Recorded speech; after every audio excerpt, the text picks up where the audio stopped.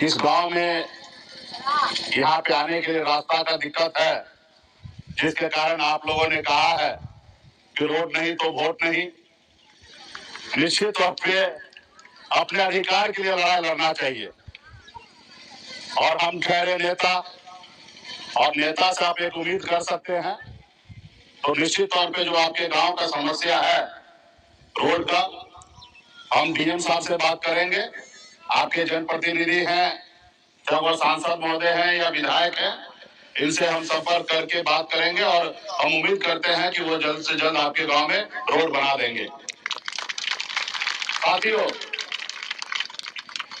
सबसे पहले इस आजाद भारत में अगर बेहतर जिंदगी जीना है, अगर सर उठा के जीना है, समाज में मान सम्मान के साथ जीना है, समाज में अगर आपको कुर्सी पे बैठने का अधिकार आपको पाना है, तो इसके लिए मात्र दो काम करना है। एक, आप एक रोटी कम खाइए, लेकिन अपने बच्चे को पढ़ा लिखा के काबिल बनाइए, शिक्षित बनाइए। जब तक आपका समाज, आपके बच्चे पढ़ेंगे लिखेंगे नहीं, तब तक आपका समाज आगे नहीं बढ़ेगा।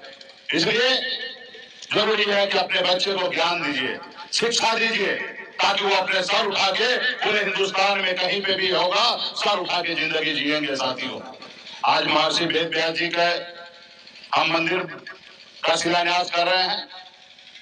उन्होंने पढ़ाई किया, शिक्षा प्राप्त किया, तभी ने 4 वेद लिख के गए, जो आज हम लोगों को अपनी जिंदगी को सुधारने के लिए उनके बताए हुए रास्ते पे हम लोग चल रहे हैं।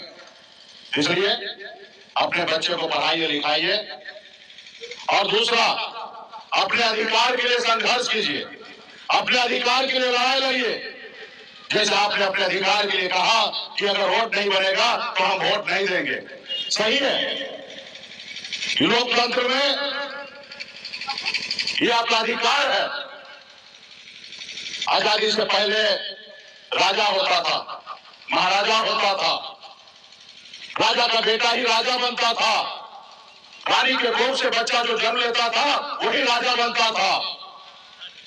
लेकिन हमारे पूर्वज ने लड़ाई लड़ा, सैकड़ों साल लड़ाई लड़ा, अंग्रेज को मार के भगाया और इस देश को आजाद कराया। और इस देश आजादी के बाद बाबा साहब भीमराव अंबेडकर ने एक संविधान बना के हमें दिया। वो संविधान में हमें एक ताकत दिया, ऐसी ताकत दी, उन्होंने कहा कि अब राजा का बेटा राजा नहीं बनेगा, रानी के कोख से बच्चा जन्म लेगा वो राजा नहीं बनेगा। अभी राजा इस देश का वो बनेगा जिसके पास वोट होगा, वही व्यक्ति राजा होगा। चाहे वो निषाद का बेटा हो या मुसहर का बेटा हो या गरीब किसान का बेटा हो या मजदूर का बेटा हो, जिसके पास वोट होगा वही व्यक्ति राज्य का मुख्यमंत्री और देश का प्रधानमंत्री बनेगा।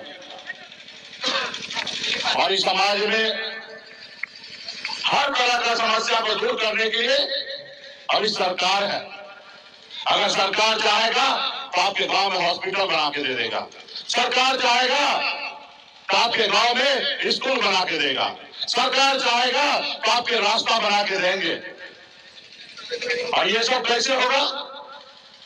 आपके वोट से प्रधानमंत्री बनता है, आपके वोट से मुख्यमंत्री बनता है। तो अपना वोट गिराने के समय में आपको 1000 बार सोचना है कि ये वोट गिराने से किसका फायदा होगा और किसका नुकसान होगा। अगर वोट गिराने से आपका फायदा होगा तो निश्चित तौर पर वोट गिराइए। अगर वोट गिरा के भी अगर आपका फायदा नहीं हो तो अपने अधिकार के लिए संघर्ष कीजिए, लड़ाई लड़िए।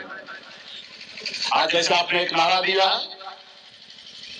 आपको लगता है कि जो अभी प्रेजेंट प्रतिनिधि है, अगर वो हमारे काम नहीं कर रहा है तो उसको बदल दीजिए। वोट नहीं गिराना ये आपका समाधान नहीं है। आप विरोध कर सकते हैं, ये आपका अधिकार है, लेकिन वोट नहीं गिराना ये आपका संविधान नहीं है, संविधान नहीं है।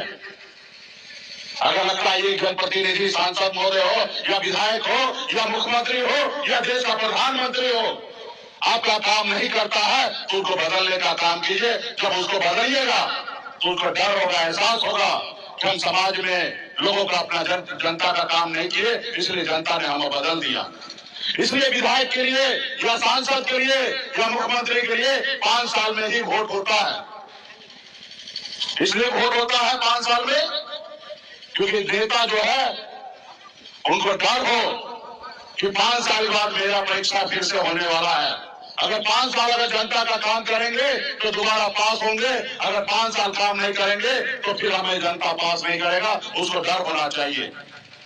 इसलिए साथियों, अभी देश में तो राजनीति का परिभाषा बदल चुका है। लोग धर्म के नाम पे, जाति के नाम पे एक दूसरे को लड़ा रहे हैं। जो उनको मुख्य काम है वो नहीं करेंगे, दूसरे काम में आपको उलझाएंगे। किसान का आय दुगना करना है, उसके ऊपर कोई चर्चा नहीं होगा।